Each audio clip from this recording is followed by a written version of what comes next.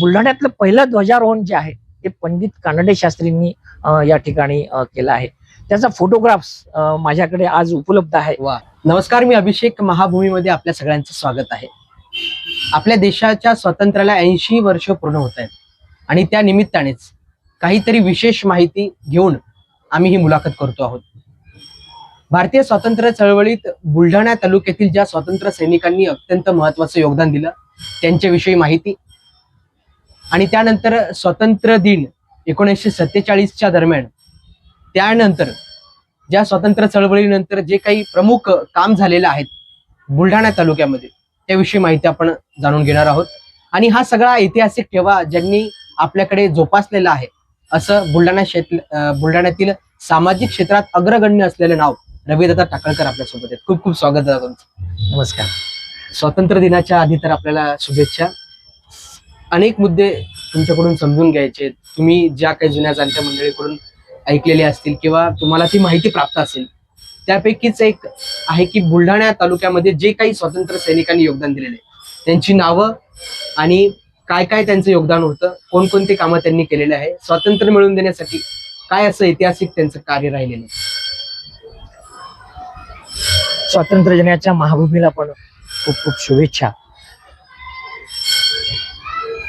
ज्या सिद्धेश्वर गोरे स्मारकात बसून आपण हा संवाद महाभूमीच्या निमित्तानं सगळ्यांशी साधतोय. स्वातंत्र्याची चळवळ जेव्हा सुरू होती तेव्हा सगळेच तरुण हे अगदी भारावलेले होते. त्यातलंच एक महत्वाचं नाव जे आहे बुलढाण्यातलं सिद्धेश्वर गोरे यांचं आहे. महात्मा गांधींनी जी चळवळ सुरू केली होती स्वातंत्र्याची, त्यात सिद्धेश्वर गोरेंना या ठिकाणी दारूबंदीचं एक काम दिलं होतं की जी दारूबंदीची चळवळ राबवायची आहे त्यात सक्रिय सहभाग सिद्धेश्वर गोरेंनी घेतला होता. हा तरुण त्या काळात MA आणि LLB झालेला होता, सुशिक्षित होता, पण स्वातंत्र्य चळवळीत सिद्धेश्वर गोरेंनी झोकून दिलं होतं. ही दारूबंदीची चळवळ राबवत असताना त्यांना त्या एका दुकानासमोर ते गेले होते तेव्हाच एका इंग्रज अधिकाऱ्याने त्यांना वीट मारली त्याच्यात ते जखमी झाले. खूप प्रयत्न करूनही त्यांचं जीव त्या ठिकाणी वाचू शकला नाही आणि त्यांनी आपल्या देशासाठी हुतात्मा ते झालेत आणि त्यांनी देशासाठी बलिदान दिलं. हा इतिहास या बुलढाणा शहरात आहे. सोबतच बुलढाण्यात ज्यांच्या नावाने अजूनही ओळखल्या जाते ते पंडित कानडे शास्त्री. पंडित कानडे शास्त्री मूळ कोकणातले, पण त्यांना एका दुर्धर आजाराने ग्रासलं होतं. त्यांना क्षयरोग झाला होता आणि त्यांना कोणीतरी सांगितलं की बा बुलढाण्याचं वातावरण खूप सुंदर आहे, चांगलं आहे, जर तुम्ही बुलढाण्याला गेलात तर तुम्हाला फरक पडेल आणि तुमची तब्येत कदाचित चांगली होऊ शकेल. आणि तसंच झालं. पंडित कानडे शास्त्री बुलढाणा शहरात आले.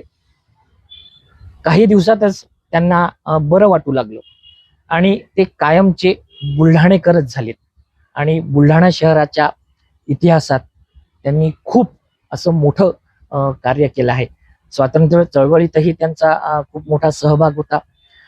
बुलढाणा शहराचे ते पहिले नगराध्यक्ष होते. बुलढाणा शहरात त्यांच्या माध्यमातून अनेक वास्तू या ठिकाणी निर्माण झाल्यात. त्या काही वास्तू अजूनही तो इतिहास आपल्या बुलढाणेकरांना या ठिकाणी देतात. ते दाखले अजूनही त्या वास्तूंच्या निमित्ताने. त्यातलं सगळ्यात महत्वाचं म्हणजे बुलढाण्याचं जे क्षय आरोग्य धाम आहे ते त्यांच्या पुढाकारांनी या ठिकाणी बांधलं गेलं. म्हणजे स्वातंत्र्य चळवळीत योगदान देत असताना तुम्ही प्राणांची आहुती दिली पाहिजे किंवा आणखीन काही हे केलं पाहिजे, पण जी सगळी नागरिक आहे त्यांच्या आरोग्याच्या दृष्टीने घेतलेलं ते खूप मोठं पाऊल आहे. महाराष्ट्रातली अनेक मोठमोठी रुग्ण या ठिकाणी बुलढाण्याच्या TB सॅनिटोरियम मध्ये येऊन ती बरी झाली आहे. हे पण एक स्वातंत्र्याचंच काम आहे असं मला वाटतं. नाही, नक्कीच दादा. मला आणखी या निमित्तानेच एक प्रश्न विचारायचा आहे की पंडित कानडे शास्त्री यांनी जे योगदान आपलं दिलेलं आहे, अमूल्य योगदान आहे. तर स्वातंत्र्य चळवळ जेव्हा सुरू होती किंवा स्वातंत्र्यासाठी जेव्हा सगळा संग्राम सुरू होता, तर त्यावेळी जनजागृती कशा पद्धतीने झाली, खासकर बुलढाणेकरांमध्ये, की आपल्याला आता स्वातंत्र्य मिळवायचंय, बुलढाणेकरांची जनजागृती कशी करण्यात आलेली होती? स्वातंत्र्य चळवळीत तरुणांचं योगदान होतच. पंडित कानडे शास्त्री त्या काळात तरुणांना घेऊन बसत. त्यांच्या मनात स्वातंत्र्याविषयीचं प्रेम निर्माण व्हावं, स्वातंत्र्य कशासाठी आवश्यक आहे हे त्यांना समजून सांगत. आणि एक तरुणांची फार मोठी फळी त्या काळी पंडित कानडे शास्त्रींनी त्या ठिकाणी निर्माण केली. त्याचा एक म्हणजे दाखला मला देताना निश्चितच आवडेल की 15 ऑगस्ट 1947 रोजी जेव्हा भारत स्वतंत्र झाला आणि पंडित जवाहरलाल नेहरूंनी जेव्हा ध्वजारोहणाचं जिथे लाल किल्ल्याला केलं आणि प्रत्येक जिल्ह्याच्या ठिकाणी ध्वजारोहणाचा कार्यक्रम आयोजित केला गेला होता. ते बुलढाण्यातलं पहिलं ध्वजारोहण जे आहे ते पंडित कानडे शास्त्रींनी या ठिकाणी केलं आहे. त्याचा फोटोग्राफ्स माझ्याकडे आज उपलब्ध आहे. आणि हा फोटोग्राफ्स दाखवत असताना तू ज्याप्रमाणे विचारलं किंवा तरुणांचं काय योगदान होतं, तर अनेक तरुण या छायाचित्रात या ठिकाणी दिसत आहे. हा अमूल्य ठेवा जपून ठेवताना निश्चितच माझं मन खूप भरून येतं आणि या गोष्टीचा स्वाभिमान देखील मला आहे की हा ऐतिहासिक ठेवा या ठिकाणी बुलढाणेकरांना नव्हे तर आपल्या सगळ्या देशात दाखवताना मला या ठिकाणी मनस्वी असा आनंद होत आहे. नक्कीच हा खरं तर खूप मोठी स्मृती दादा तुम्ही जोपासलेली आहे. यातील जे काही तरुण असतील किंवा लहान मुलं यामध्ये जे दिसत असतील ते आता तर खूप मोठ्या वयाचे असतील, 90 पार केलेली असेल, कदाचित ते त्यांनी अनंतात विलीन सुद्धा ते झालेले असतील. असे कोणकोणते व्यक्ती होते जे महत्वाचे नाव त्यांचं अधोरेखित करता येईल आता बुलढाणेकरांना ते ज्ञात असतील? नाही, तितकं तर काही फारसं सांगता येणार नाही, कारण कसं आहे की तसं मी वयाने फार लहान आहे. पण मला जी जी माहिती उपलब्ध झाली, शंकरराव कराडे असतील, बुलढाण्यात मामा सातपुते आहेत, माझे वडील होते, यांच्याकडून ज्या ज्या गोष्टी ऐकल्या त्याच्यातून त्या नावं ती काही तर फार माहिती नाही. पण पंडित कानडे शास्त्रींचं चरित्र मी वाचलं आहे, त्याच्यामुळे ह्या ज्या गोष्टी मला भावल्या त्या मी सांगण्याचा या ठिकाणी प्रयत्न केला. खरंच या संवादाच्या निमित्ताने या गोष्टीवरही आपल्याला अभ्यास करून ती काही नावं आताच्या तरुणांपुढे जर आली तर निश्चितच ती प्रेरणादायी ठरतील. आपण महाभूमीच्या निमित्ताने निश्चितच तो अभ्यास करण्याचा या ठिकाणी प्रयत्न करू. दादा, हे दृश्य नेमकं कुठलं आहे? हे कुठं झालेलं होतं पहिला ध्वजारोहण? हा पहिला ध्वजारोहण जे सध्याचा जे आपलं अक्षय वटवृक्ष जो आहे हिरोळ पेट्रोलियमच्या बाजूला तिथला असल्याचं ते सांगण्यात येतं. पण तसा बाकीचा तिथला जो काही म्हणजे जागेचा पुरावा आज काही तसा उपलब्ध नाही. पण तिथला असण्याचं मॅक्झिमम लोकांनी, जास्तीत जास्त लोकांनी ते सांगितलं आहे. अच्छा. आणि एक सुद्धा अत्यंत महत्वाची जी माहिती आहे की महात्मा गांधींनी जी स्वातंत्र्य चळवळीची खऱ्या अर्थानं गावोगावी जाऊन जनजागृती केलेली होती, त्यामध्ये खामगाव असेल, मलकापूर असेल, या ठिकाणी राष्ट्रपिता महात्मा गांधींनी भेटी दिलेल्या होत्या आणि त्याचा परिणाम काही बुलढाण्यात किंवा बुलढाण्याचे काही तिथे सहभागी झालेले. बुलढाण्यामध्ये असं कोणतं क्रांतिकारी महापुरुष येऊन गेलेत का? बुलढाण्याला क्रांतिकारी महापुरुष येऊन गेले की नाही हे मला नाही सांगता येणार. पण सुभाषचंद्र बोसांची एक सभा मलकापूरला झाली होती असं सांगण्यात येतं. महात्मा गांधींची एक सभा शेगावला पण झाली होती. असे काही जुन्या ज्या गोष्टी जुन्या जाणकारांकडून त्या ऐकण्यात आल्या होत्या.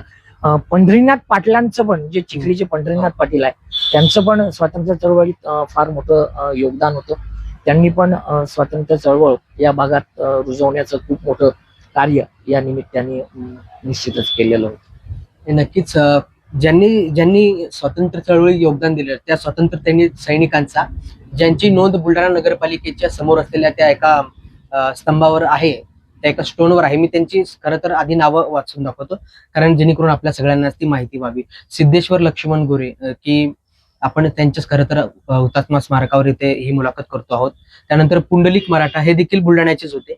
आणि नामदेव पुंजाजी पवार पाडळीचे आहेत. पाडळीमध्ये देखील एक गांधी घर आहे आणि त्या गांधी घराच्या माध्यमातून गांधीजीचा विचार जो आहे तो सातत्याने पुढे नेण्याचं काम अजूनही सुरू आहे. वर्षातून तिथे काही व्याख्यानं त्या गांधीग्रामच्या निमित्ताने केल्या जातात.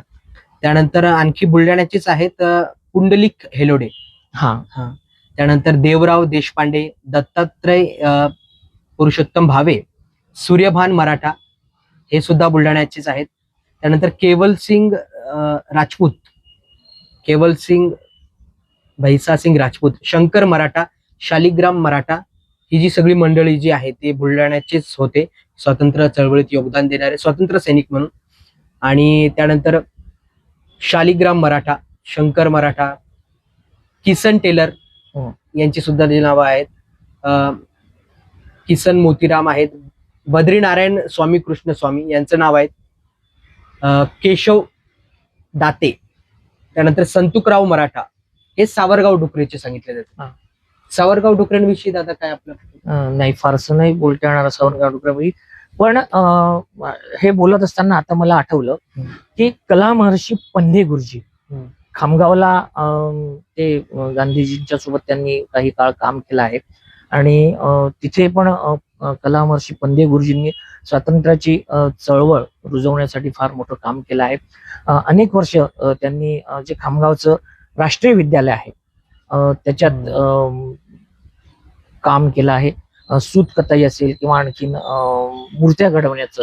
आणि त्या काळात कला महर्षी पंधे गुरुजींचं देखील स्वातंत्र्य चळवळीत फार मोठं योगदान आहे. आणि यामध्ये शेवटचं नाव आहे लक्ष्मण डुकरे, जे की हे पण सावरगाव डुकरेचे आहेत. अशी एकूण 17 नावं आहेत जे की बुलढाणा नगरपालिकेमध्ये केशवदातेंचा तुझ्या ह्याच्यात उल्लेख आला की केशवदाते आपण इथे या कानडे शास्त्री उद्यानात बसलो आहे आणि याला कानडे नगर असंच नाव आहे. इथूनच जवळ असलेल्या ठिकाणी त्या केशवदातेंचं या ठिकाणी घर होतं. पण निश्चितच महाभूमीच्या निमित्ताने या सगळ्या स्वातंत्र्य सैनिकांचा इतिहासाचा उलगडा जाणून घेण्याचा आणि त्यांचे खूप असलेलं विस्तृत माहिती मिळवण्याचा आपण निश्चित प्रयत्न या ठिकाणी करू. तोच आपला प्रयत्न होता दादा खरं तर. आणि या जो सगळा बुलढाण्याचा स्वातंत्र्य दिनाच्या अनुषंगानं बुलढाण्याच्या संदर्भाने हा जो काही ऐतिहासिक ठेवा आहे तोच जाणून घेण्याचा हा प्रामाणिकपणे प्रयत्न होता.